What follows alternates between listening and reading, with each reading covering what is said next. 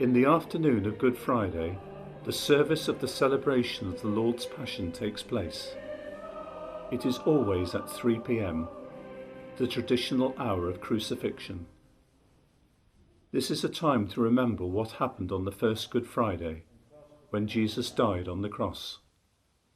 So Pilate came outside to them and said, "What charge do you bring against this man?" They replied, "If he were not a criminal, we should not be handing him over to you." Pilate said, "Take him yourselves and try him by your own law." The Jews answered, "We're not allowed to put a man to death."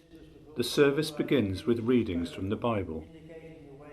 They tell of Christ's wakeful night in the Garden of Gethsemane, as he thinks about what he knows is going to happen: his arrest, trial, and death on the cross.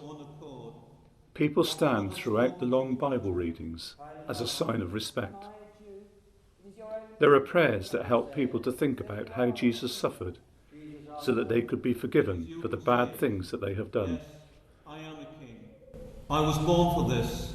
I came into the world for this, to bear witness to my truth, and all who are on the side of truth listen to my voice.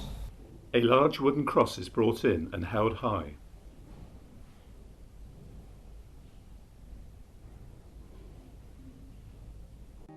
It is then held by an altar server in front of the altar, so that each person can make their own response to Jesus' love and forgiveness, as he died for them on the cross. Each person will kneel or bow and kiss the cross.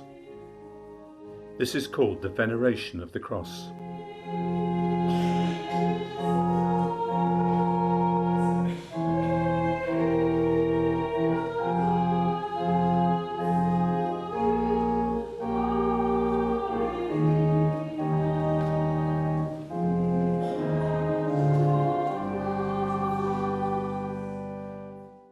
The communion bread and wine are brought from the altar of repose for a short service of communion.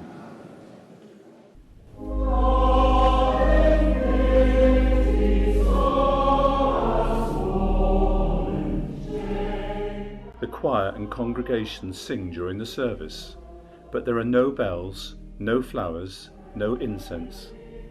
It is a time to think about Christ's suffering, and everything is very solemn.